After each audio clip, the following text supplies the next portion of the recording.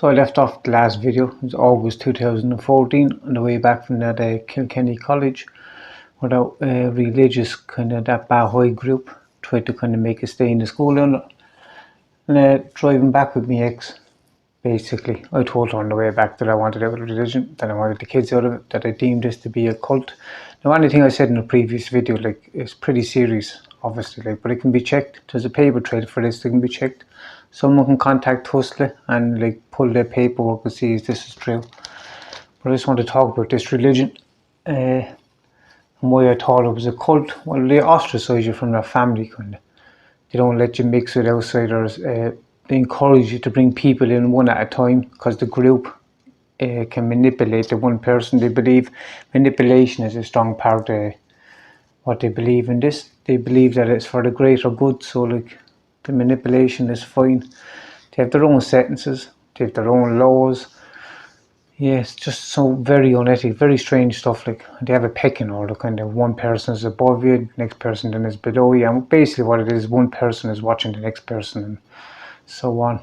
But yeah, but that psychologist and Carrie, employed by Waterford Tustin. As I said in the previous video, she had previous contact with my family like 10 years before that. I didn't recognise her. So like, this woman has breached multiple codes of ethics, so she should be struck off. Being honest with you, she should definitely not be employed by Tusla. But Tusla need to keep her employed because she covered the hours of a Tusla employee, which I spoke about in the last video. And like, you don't get more serious than what I spoke about in the last video. And as I said, there's a paper trail that can be checked. Yeah, but driving back from that Kilkenny College, that was around August. I was still doing the psychology course taught by her husband.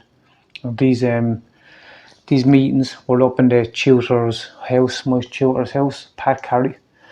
And when we came back then, I left basically. There was no way in the world I wanted to be part of this. This was like 100% a cult.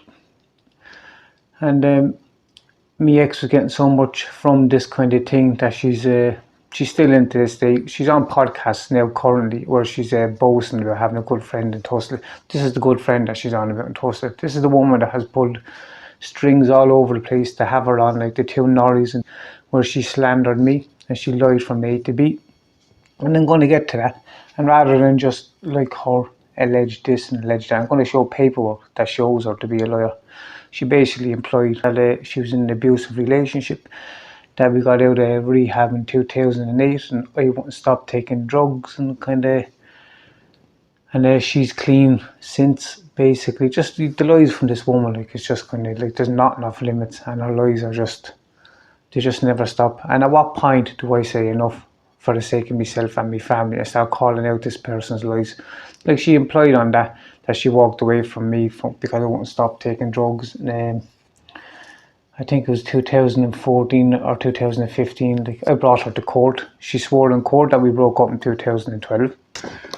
When I did turn up in court, and I had a parenting agreement. There is there. That's signed by her. That's where I took the kids for 6 days a week. 6 days a week.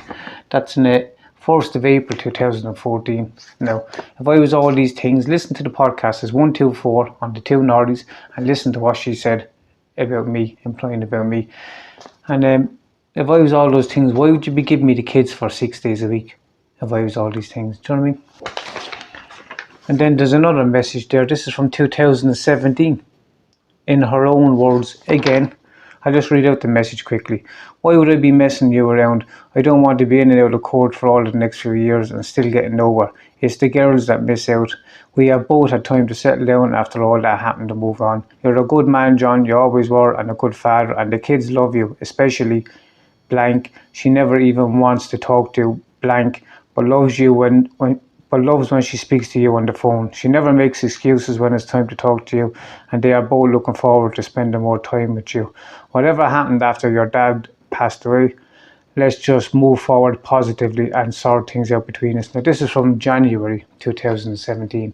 Now, if you listen to that podcast, like, what she implied basically, that she was in an abusive relationship, that she was clean from taking drugs and all this, and like there's two documents from her own handwriting, basically, that shows her to be a liar. So why shouldn't I call this person out? Realistically, this woman has put my family through absolute hell. Do you know what I mean? And it's like so far-fetched that people won't believe that the lengths that this person has gone, and still has gone to. I spoke in my last video how she's after lodging 3 safety orders. I only found out the last week when I got the paperwork there was actually another one. So that's 4 safety orders and 3 maintenance orders you have to bring me to court for. Like, nothing to change in my circumstances. And it's just she's abusing the system, basically. But anyway, she on this podcast in 2022, the two Norries. And basically implying that kind of, I was abusive, that she's clean of drugs and all this kind of stuff. I tell you what, we both started taking drugs, right? We got out of rehab in 2008 and we both went back taking drugs around 2010. And she started getting the drugs. She started getting the drugs cheaper in Dublin. And this is a fact. Like, I'm not going to sugarcoat any of it. I was originally getting the drugs for us both in Waterford. This is a fact. Then she was getting the drugs cheaper in Dublin. And what happened then is she was sneaking down heroin. I'd have no interest in that kind of stuff, and she ran up a bill. And the people that she owed the money to started ringing me looking for the money, and that's how I found out there was a bill owed. Now, she doesn't want this coming out, but it's okay for her to appear on podcasts and slander me. Do you know what I mean? And put herself up on this pedestal, backed by her good friend in Tussle. Do you know what I mean? But I'm not allowed to defend myself. So basically that's it. So our whole kind of like story that she spun on the two Norries is nothing but a crock of shite. The whole lot from start to finish. Do you know what I mean? And we were actually in 2012, we were both seeing drug counsellors again. We had to go back into addiction recovery. She kept all of this out. She could have just said that she relapsed, and it would have actually helped people to say that she relapsed and went and got help. But she would rather like spin the story of she was clean from 2008. And the reason that is because she's been tagging Asherie, was where we both left. And it kind of looks like she finished and completed her aftercare. She didn't. Neither one of us completed her aftercare. And I'm not going to kind of like sugarcoat this, and I'm not defaming the person, just putting the facts out there. She's putting this out there and it's false. You know what I mean? Like, we both left the aftercare at the same time to go back taking drugs. That's 100% fact. And she's going to say that like the kids are hearing me exposing our lawyers and it's impacting the kids' mental health. This is why she's going through the family law courts.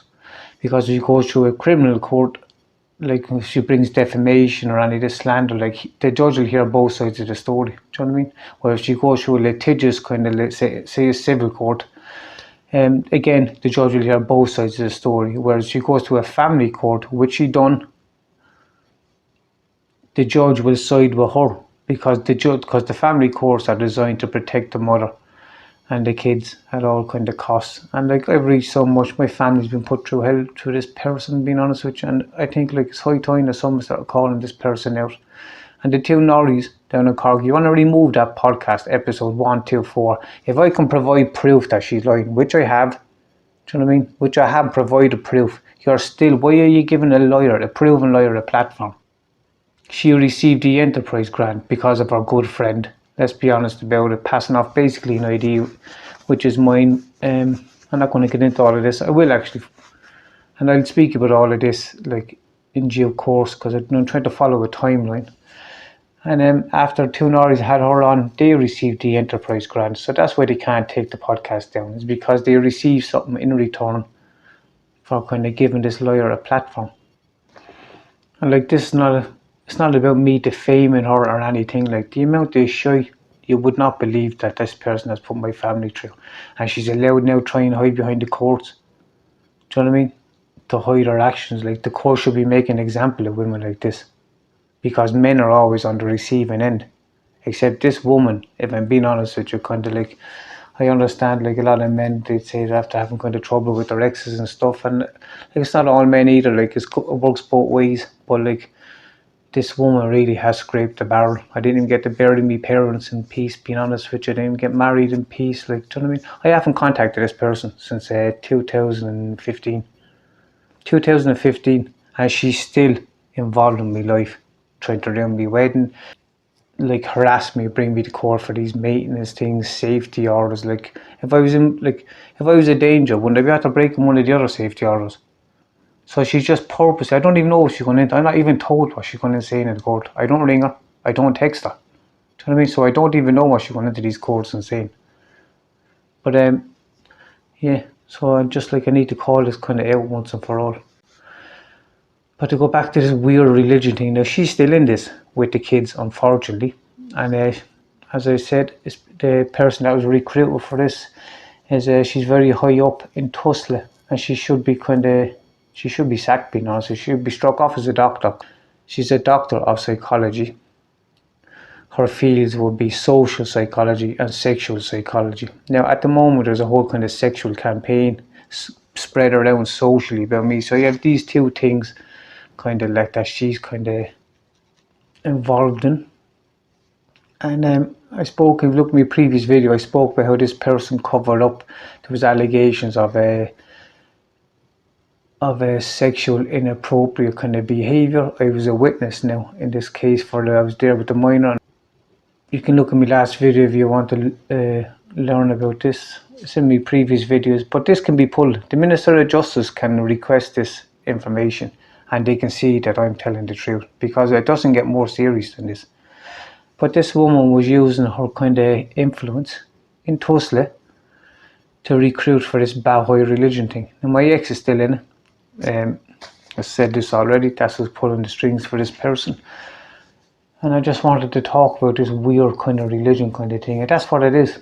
They do this kind of, see what's been done to me now. People don't really know about it, but people who more offered will know. They drip feed information of a sexual nature. They spread all this pornographic kind of sites that I was supposed to be logged into. And as I go into this, I'll talk about it. So this weird religion, this is what they do. They were mad to try and kind of like, they tried to get me to rejoin the religion. When I came back in August, right, 2014, I told her I was leaving. Said I wanted the kids out, but like she wanted to do this kind of thing. She couldn't see that she was being manipulated into it. You always have to become a kind of mother figure for her, being honest with you. Even her friend tried to tell her, but I wouldn't go back to the psychology course because it was taught by Joanne's husband. Like, I couldn't even be in the same room as this person. I detested both these people. I seen it for what it was, and I didn't speak to these people, right?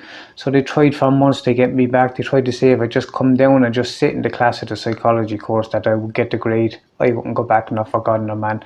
So then they started having like kids days out, or like days out basically, where they'd bring the kids and they'd cut me out of it, because in the Baha'i you're not allowed to mix with people outside Baha'i. So this is what they would do, and I was basically cut out of the kids' lives. This is what they were doing. And then one night we were kind of like going to get intimate, myself and herself, and she stopped and she said that if we were to continue, if we were to have sex basically, that I had to convert to this Baha'i. She was at the converting into, she went into some secret place in town and converted, and I wouldn't convert. And that night then, I remember I just said to her, I said, you need to go and speak to your family about this. And I left and I went back up to I had another apartment in Tramore, and this was around November 2014. And about 2 or 3 weeks after this, my father was taken ill, being honest with you. And he kind of sadly only lasted about 2 months. And yeah, she basically got the kids to ask me to come back down to the house. And to be honest with you, my head was a bit all over the place and kind of wanted to be around the kids, being honest with you. And so I went down to the house, and kind of, my family would be calling to the house. And they'd be kind of, she'd be there acting like the doting girlfriend and being all kind of sympathising. And as soon as they go, then she was like, the stuff she was doing. And I'm going to get into it there now because they'll say that I'm slandering and all this kind of stuff. But she was far from the sympathetic girlfriend, let's just put it that way. She kept trying to push me to go to the doctors, like go to the doctors for your mental health and all this kind of stuff, asking for Valium. Now we were buying Valium. As I said, we were taking drugs. We were buying Valium. I think I was buying 100 Valium for only €50. So like, what they wanted to do is they wanted to have it on record that I was after going to the doctors.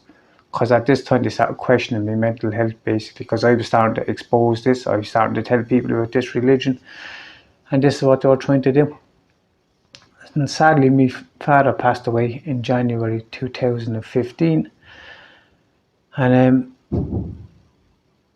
this husband and wife, Anne and Pat Carey, who lured us in. Pat Carey was my tutor, remember, of psychology, and Carey's his wife. They lured us into this Baha'i religion, and when my father passed away, my ex, she never brought the kids to my father's funeral. Instead, she brought the two of these people to my father's funeral. Now my head was a bit all over the place as it was, but I didn't speak to these people for like what 3-4 months. I detested these people. I absolutely hated these people. I like when she'd knock at the door, the wife, I'd walk upstairs and I'd stay up there until she was gone. Like I had absolutely no contact with these people. My family didn't know anything whatsoever. Like, do you know what I mean? But my ex brought these two people, and my ex's friend, she had met my father before, and she was at the funeral, and she was like, "Oh my God, what's she doing bringing them?" Because she's seen her for what it is. And yeah, this is what she done. And I couldn't even read my father's eulogy, to be honest with you, at the grave. Seeing her standing there with these two weirdos. And after the funeral was over, I seen this psychologist, Anne Carey, and she was talking to, remember I was saying that 10 years before that there was a case where I was a witness with the minor. Well, the minor was at my father's funeral, and Anne Carey was over there laughing and talking with the minor.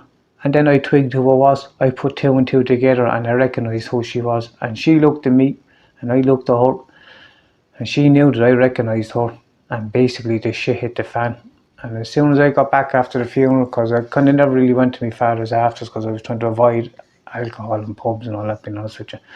So I kind of left after about an hour, and I went home and I told my ex, I said, I know who she is. And I told my ex exactly who she was and her input into what of her tussle and what she was after covering up. Now she shouldn't have been near me, and now she shouldn't have been near kind of like me family, and how I was going to report her and report her husband. And my ex literally walked out the door and she was gone for like 3 or 4 hours. She was after running up to her house telling her all the information that I was after saying, and she came back down, and this was around 6:30, 7 o'clock in the night. I'd only buried my father in like 5-6 hours beforehand.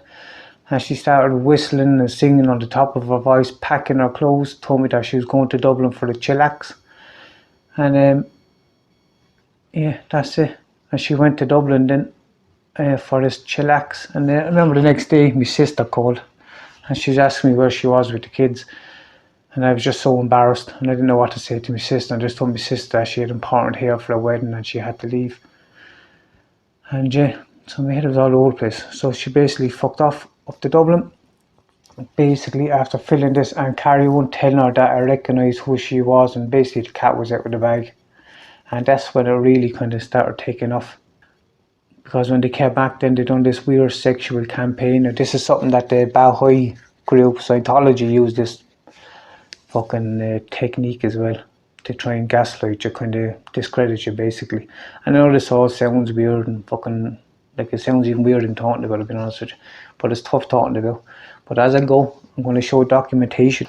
And speaking of documentation, after that, right, I made complaints about the husband and the wife and the Pat Carey, right. He was teaching in Tramore ETB, you can see it there, right. So I complained about him, obviously, right, and I said that he was inviting students up to his house that was unethical, that he was breaching codes of ethics and all this kind of stuff, right. And I got a letter back, basically, right. And I got a letter back, basically. I don't know if you can see it. You can see that wrote on biro. Hang on, where's the camera? See it there, wrote on biro. So what they done is, right, he wrote with a biro, right, the 15th of the 2nd, 2016, right, and they photocopied it, right, because this was in 2020, right. They photocopied, they tried to make the letter look old, right. And he said on the letter, basically, I had informed him basically that he was inviting students up to the house to try and recruit for this religion, basically. And I told him that I was concerned that I had wrote theses based on my own life, and I was concerned about the information was not being kept private. And they wrote back and they said that the students, right, he acknowledged that they spoke about it in the classroom, right, but the students had inquired from him about the religion. Now, how would the students inquire about some obscure religion that him and his wife just happened to be recruiting for? Do you know what I mean? Think about that. Like, are we to believe that the students inquired about a religion that him and his wife was recruiting for? This Baha'i religion. Do you know what I mean? This is, I read exactly what it says. Following interest from learners, he offered information on the Baha'i faith. This occurred outside of the classroom during breaks during conversation. They also tried to say because he spoke about it on his lunch break that that he wasn't on their hours, so they weren't accountable for it. Do you know what I mean? But I'm sure he was paid for the fucking hour lunch break, so he was on their hours.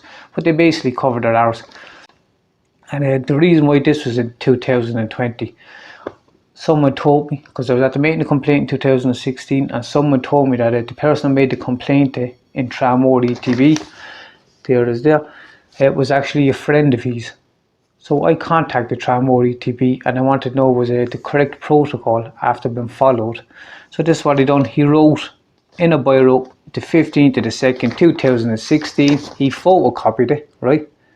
To make it look like it was after being wrote in 2016, and then he posted it out to me. Do you know what I mean? So I wasn't happy with that. I contacted Tramore ETB, and I pointed out that this could easily have been just printed off, wrote and photocopied to make it look like that it was 2016 when in fact it was 2020. And I said, if you didn't mind, as you were able to print it off, would you mind if I came down and I just seen the properties on the computer? Because you'd have the file on the properties, you can't change the date on the properties, and it would say 2016. And Ken White from Tramore ETB wrote back to me and he told me, don't contact him ever again.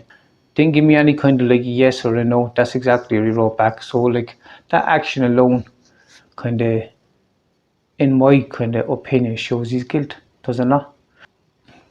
So having people trying to believe that the students inquired about some fucking obscure religion that him and his wife just happened to be recruiting for. Do you know what I mean? That's pure bullshit, do you know what I mean? And them saying then it was done on his lunch break, so it was nothing to do with him.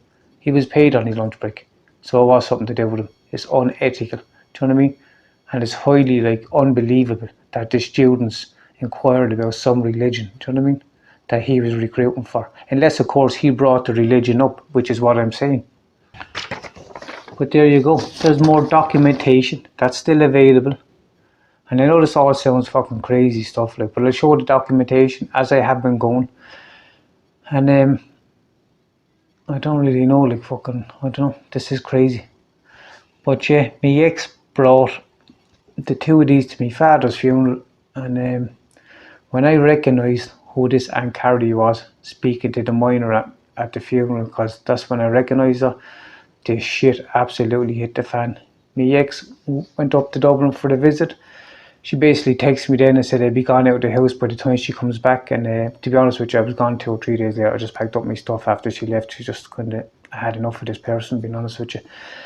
And I had an apartment and I moved up to the apartment, and when she came back then, there was all this kind of sexual slander slowly spread through our hair clients first out in Tramore, spread about me. It took me a couple of months to find out, and I'll speak about that in the next video, because this stuff gets crazy. I know this sounds crazy. If you listen to the first part of this, and if you listen to this, you'll be like, this can't get crazier. But this gets so fucking crazy. This gets unreal. But there's loads of documentation to support what I'm saying. So why is it not investigated? And if anybody's out there watching this so far, if they can share it, I'd appreciate it. You know what I mean? Or any likes or anything like this, because they're trying to suppress this information. And I'm sure people be wondering what has this got to do with members of Sinn Féin and certain fucking local cronies in Waterford, who are up to their neck in kind of historic sexual abuse allegations. I promise you I will get to all of that, but I'm trying to follow a timeline. And I'll show you documentation with this as well, and I'll show you how the Gardaí, Waterford Gardaí, assisted covering up not just this, but certain acts of sexual misconduct in a local charity. And now these people try to clean their image. Yeah, so if anyone can just share these kind of videos, or kind of even just stay tuned to the end of it when you hear the whole lot of this. This is crazy stuff. If you know any journalists, anyone interested in documentary, there's loads of supporting documents. And I've said this before, it's not about me defaming me ex or ratting. When I finished explaining this, because I am going to explain the whole lot of it, do you know what I mean? You can make your own decision about certain people's characters. And there's certain people's, mainly me ex, she's scared shitless that her true character is going to be exposed, because I'm showing paperwork, I'm showing documentation that shows that she's been lying and misleading people. So I'm sure she's going to run to the courts and say I'm defaming her and slandering her. I'm not. I've gone through hell, my family's gone through hell. I'm putting the truth out there. That's all I'm doing. I'm only putting the truth out there. I don't ring her, I don't fucking text her, I don't write to her, do you know what I mean? So I'm only putting the truth out there. And because so many people in Waterford, you were all too quick to run around and spread all the sexual shit that was purposely put there for you to fucking do what you done. Do you know what I mean? You all have egg in your faces now, and you're all scared shitless that kind of this is all going to be exposed, and it is going to be exposed. And I'll keep going with this. If it takes me another 10 years, so be it. Yeah, so I'll probably leave it there anyway. If you can share it, I'd appreciate it. If you don't want it, that's fine as well. Thanks. Bye.